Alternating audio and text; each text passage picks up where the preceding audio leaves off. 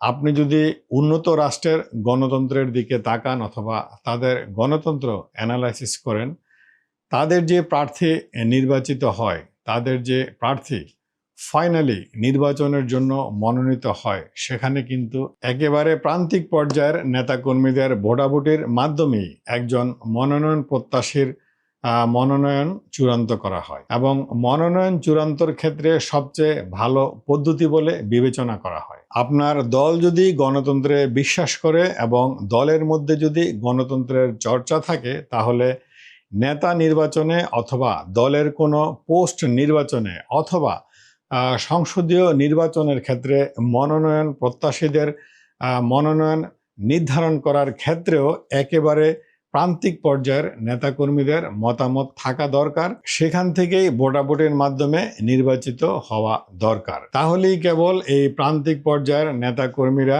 একটি গণতান্ত্রিক চর্চার মধ্যে থাকবে এবং তারাও একদিন জাতীয় নির্বাচনে অংশগ্রহণ করার জন্য মনোনয়ন প্রত্যাশী হতে পারবে এবং তারাও ঠিক ওই যে প্রান্তিক লেভেলের যে নেতাকর্মীরা রয়েছে তাদের ভোটাভুটির মাধ্যমে তাদের মনোনয়ন চূড়ান্ত হতে পারে। তাহলেই কেবল এখানে গণতন্ত্র চর্চা হবে এবং গণতান্ত্রিক প্রক্রিয়ায় একটি দল পরিচালিত হবে।